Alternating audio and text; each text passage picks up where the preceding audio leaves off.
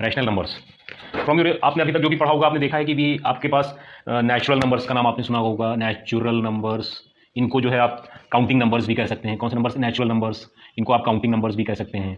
ठीक है, इसके बाद आता है कि ये स्टार्ट होते हैं 1 2 3 4 5 6 1। इसके बाद इसमें एक और नंबर आपने देखा, होल नंबर आपने सुना। होल नंबर में हम क्या ऐड करते हैं? इसी में जीरो ऐड कर देते हैं, तो एक नया सेट ऑफ नंबर इंक्रीज हो गया जिसको हमने 0 1 2 3 4 इसी तरह सो ऑन, ये होल नंबर्स हो गए। होल नंबर्स के बाद आपने इंटीजर्स देखा, इससे पहले भी मैं एक वीडियो अपलोड कर चुका हूँ जिसमें इंटीजर्स की पूरी डिटेल आपको बताई गई है। इसके बाद आपने देखा फ्रैक्शनल नंबर्स भी आप लोग पढ़ चुके हैं जिसमें एक न्यूमरेटर होता है और एक डिनोमिनेटर होता है। आज हम बात करेंगे रैशनल नंबर्स की। अब रैशनल नंबर्स क्या, कैसे नंबर्स होते हैं? Rational number is a number that can be written in the form of P upon Q। किस फॉर्म में? P अपॉन Q, जहां P और Q, दूसरा है P एंड Q, ये दोनों क्या होने चाहिए? ये दोनों नंबर्स क्या होने चाहिए? इंटीजर्स होने चाहिए। P और Q दोनों इंटीजर्स होने चाहिए, और जो आपका Q है वो नॉट इक्वल टू जीरो होना चाहिए, यानी जो डिनोमिनेटर है वो नॉट इक्वल टू जीरो होना चाहिए। तो ये पहली कंडीशन हो गई, ये this is the second condition and this is third condition. So अब हम देखते हैं कि इसको हम आगे समझते हैं, और ये वीडियो बहुत इंपॉर्टेंट होने वाला है, इसलिए आप इसको बहुत डिटेल में देखेंगे और इसको मिस नहीं करना है इस वीडियो को आपको।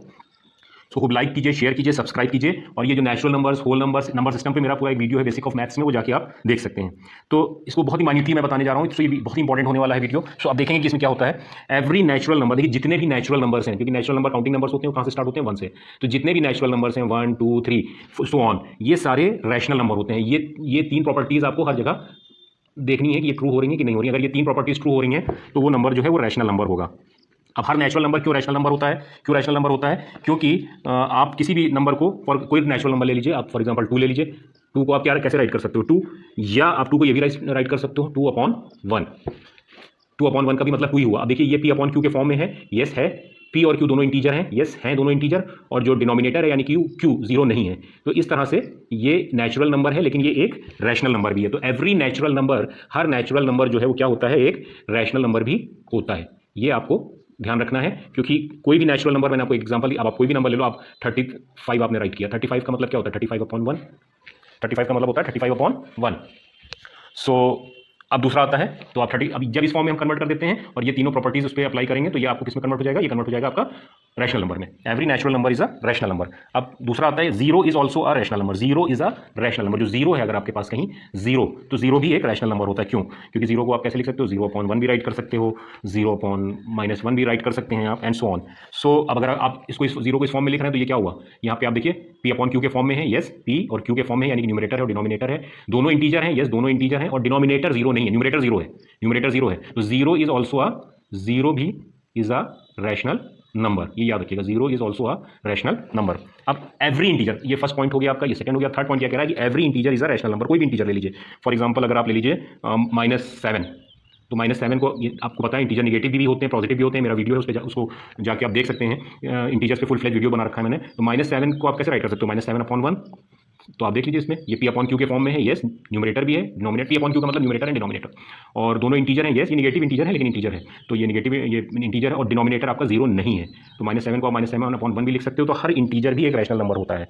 तो हर इंटीजर जो है, जितने भी इंटीजर्स हैं वो भी एक रैशनल नंबर होते हैं, जितने भी इंटीजर्स हैं वो भी सब आपके रैशनल नंबर होते हैं। इसके बाद आता है आपका every fraction is a rational number. Her fraction, जितने आपके फ्रैक्शंस हैं वो आपके रैशनल नंबर होते हैं।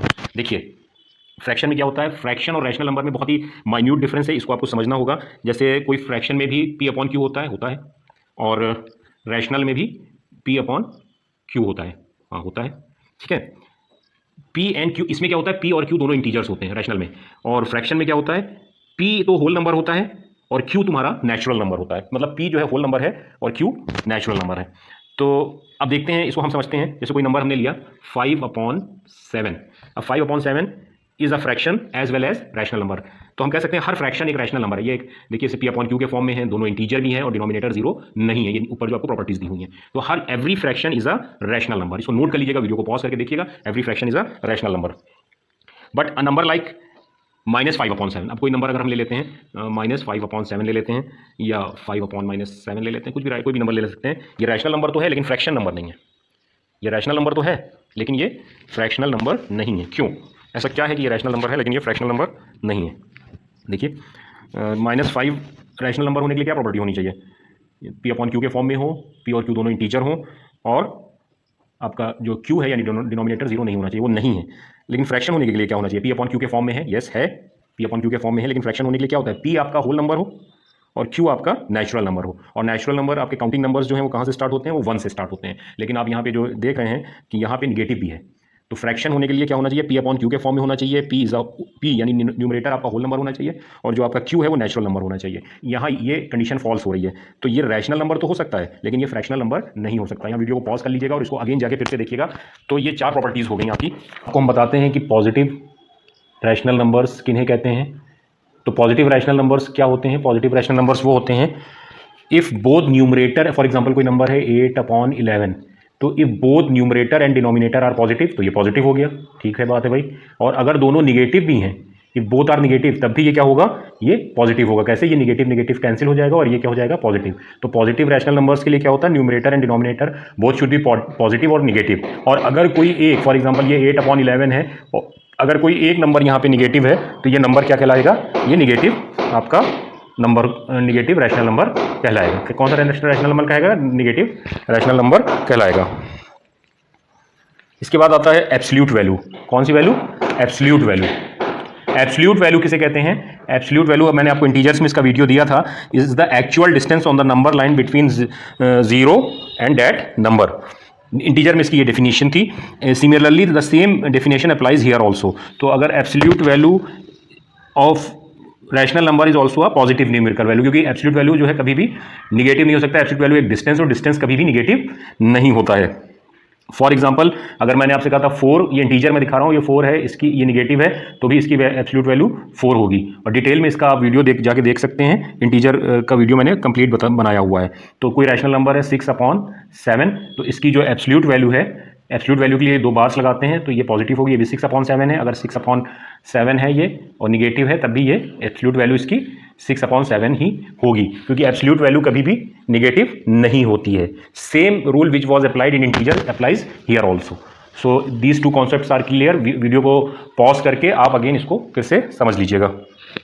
कोई प्रॉब्लम हो तो मुझे कमेंट करके बताएंगे। अब एक थर्ड वर्ड आता है स्टैंडर्ड फॉर्म। कौन सा form, standard form. Standard form का मतलब ये होता है कि इसको आपको सिंप्लीफाई कर देना है, मतलब जो फर्दर अनडिविजिबल हो, जिसको आप फर्दर डिवाइड नहीं कर सकते हैं, उसको हम कहते हैं स्टैंडर्ड फॉर्म। फॉर एग्जाम्पल आपने लिया 6/9, ये एक रैशनल नंबर है क्योंकि पी अपॉन क्यू के फॉर्म में है, पी और क्यू दोनों इंटीजर हैं और क्यू 0 नहीं है। अब इसको सेम नंबर से याद रखिएगा, जब भी हम न्यूमरेटर या डिनोमिनेटर में कोई भी ऑपरेशन करते हैं तो दोनों को सेम नंबर से करते हैं। तो हम अगर इसको 6 को 2 से डिवाइड करेंगे तो 2 3 ज़ा 6, और लेकिन 2 से ये नहीं डिवाइड होगा तो 3 से कर सकते हैं, यस कर सकते हैं। 3 2 ज़ा 6 और 3 3 ज़ा 9, क्या निकल के आया, 2/3। यानी कि 6 को अगर हम 3 से ऊपर भी डिवाइड किया और 9 इसको डिवाइड किया तो यहाँ से हमारा निकल गया 2/3। लेकिन अब ये फर्दर इसको आप डिवाइड नहीं कर सकते हो, 2 से ये डिवाइड हो जाएगा, ये नहीं डिवाइड होगा, 3 से ये डिवाइड हो जाएगा, ये नहीं डिवाइड होगा। तो ये स्टैंडर्ड फॉर्म में है, मतलब फर्दर इसको आप सिंप्लीफाई नहीं कर सकते हैं। So this is known as standard form. इसको भी आप कॉपी में राइट कर लीजिएगा। कोई प्रॉब्लम हो तो कमेंट करके मुझे बताइएगा।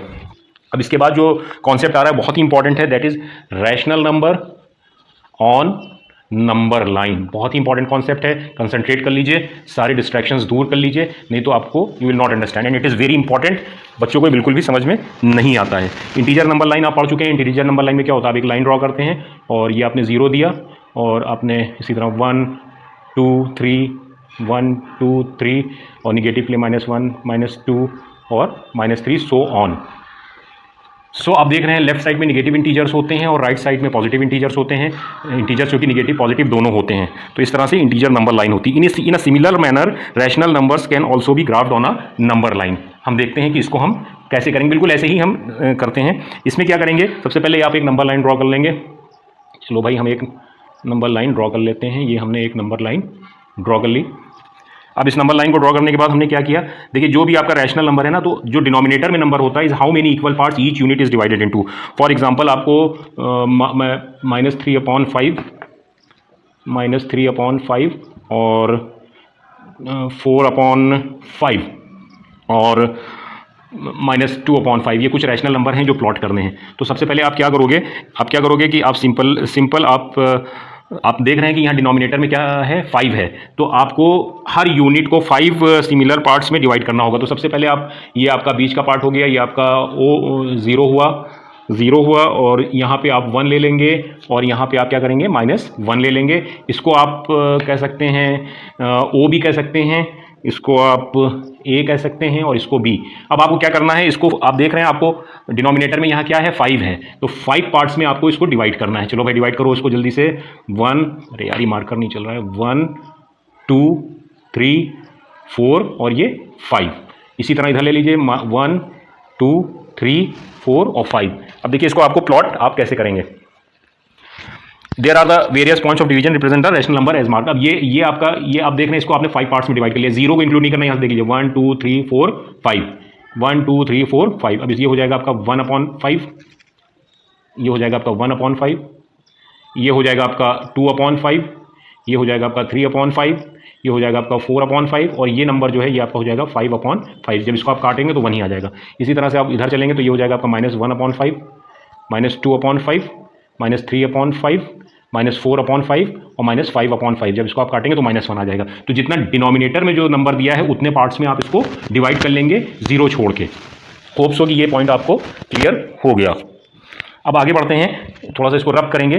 और in this number line each unit is divided and सब डिवाइडेड। आपको ये क्लियर हो गया होगा कि जो रैशनल नंबर के लिए जो रैशनल नंबर का डिनोमिनेटर है उतने पार्ट्स में आप उस यूनिट को डिवाइड कर लेंगे। और उसके बाद आप देखिए -2/5 क्या है, ये आपका -2/5 का पॉइंट हो गया, -3/5 ये पॉइंट हो गया आपका, 4/5 आपका ये पॉइंट हो गया। तो ये सारे रैशनल नंबर्स ही हैं, देख सकते हैं आप।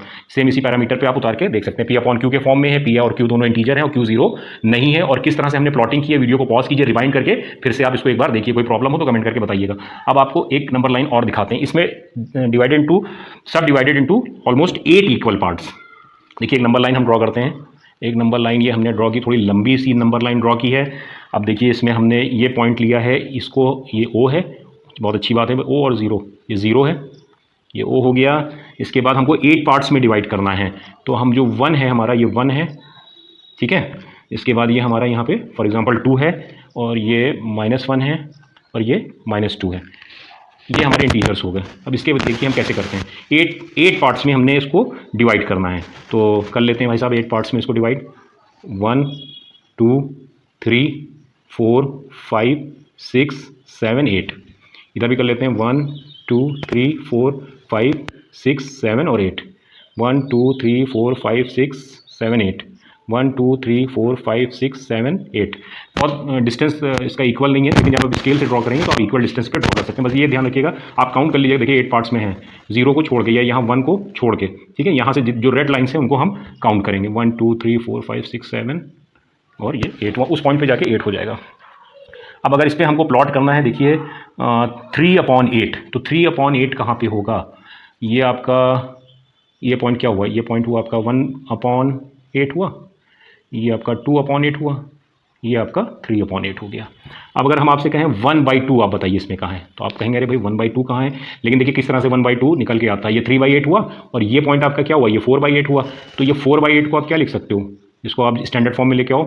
4 1 4, 4 2 8, 1/2, यानी कि 4/8 कहो आप या 1/2, बोथ आर सेम। तो ये पॉइंट आपका क्या हुआ, ये हुआ आपका 4/8 या 1/2। ये पॉइंट आपका क्या हुआ, ये आपका 3/8। अब एक नंबर और हमको चाहिए 1 + 4.8।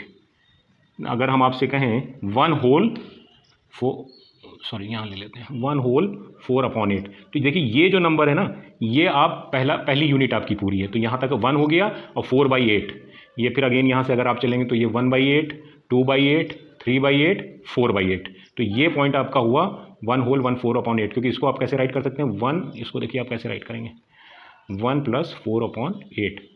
इसका मतलब हुआ कि 1 तक पूरा इंटीजर और 4/8 का यहाँ पे ये पार्ट हो गया। ये हुआ 1/8, ये हुआ 2/8, ये 3/8 और ये हुआ आपका 4/8। 1 तक यहाँ आ गए आप और ये आपका 4/8। और इसको अगर आप चाहो तो आप क्या लिख सकते हो, देखो इसको आप क्या कह सकते हो, 8 1 8 और 4 12/8 भी लिख सकते हो, ठीक है। तो इसको आप सिंप्लीफाई करो तो क्या हो सकता है, 4 2 8 और 4 3 12, यानी कि 3/2 भी लिख सकते हो। और 3/2 को आप क्या लिख सकते हो, 1 होल 1/2 भी राइट कर सकते हो। लेकिन अभी आप ये देखें कि इसको हम 1 + 4/8। अब इसी तरह से अगर हम आपसे कहें -1 + 3/8 कहाँ होगा, तो आप माइनस में चले जाएंगे, माइनस लगा है। 1 + 3/8 क्या होगा, आप यहाँ तक आए और फिर 3/8 क्या होगा, ये 1/8 हुआ, 2/8 और ये 3/8, ये पॉइंट आपका हुआ -1 + 3/8, मतलब ये इंटीजर यहाँ तक ले लिया और प्लस 3/8। होप सो कि ये पॉइंट्स आपको क्लियर हो गए होंगे। अब अगर एक इसको पॉज करके रिवाइंड करके आप फिर से देख लीजिए। अब एक एग्जांपल और ले लेते हैं। फॉर एग्जांपल इसको मैं एक नंबर लाइन ड्रॉ करता हूँ और ये हमारा 0 हो गया और ये हमारा 1 हो गया और ये हमारा 2 हो गया। इसी तरह ये हमारा -1 हो गया और ये हमारा -2 हो गया। तो इसके आगे भी चला जाएगा कि इधर भी जा सकता है। इसको अगर हम डिवाइड करते हैं 7, 1 2 3 4 5 6 7, 1 2 3 4 5 6 7, 1 2 3 4 5 6 7, 1 2 3 4 5 6 7। ठीक है, अब आप मुझे बताओ कि ये 0 इसको नाम दे दिया मैंने, वो नाम दे दिया। अब ये बताइए आप फॉर एग्ज़ाम्पल ये पॉइंट क्या होगा आपका, ये पॉइंट यहाँ पे कौन सा रैशनल नंबर आएगा बताइए, होल्ड कीजिए और बताइए। बिल्कुल सही आपने कहा, ये पॉइंट हो जाएगा, ये आपका 1/7 है, ये 2/7 है और ये आपका 3/7 हो गया। अच्छा, अब यहाँ पे अगर ये पॉइंट क्या होगा आपका, ये पॉइंट, तो आप देखेंगे यहाँ तक तो आपका 1 हो गया था, ये आपका 1 हो गया था, तो ये 1 प्लस और इसके बाद ये हुआ 1/7, 2/7 और ये हुआ 3/7, यानी कि 1 + 3/7 ये पॉइंट की वैल्यू ये निकल के आएगी, या इसको आप ऐसे भी लिख सकते हो 1 होल 3/7।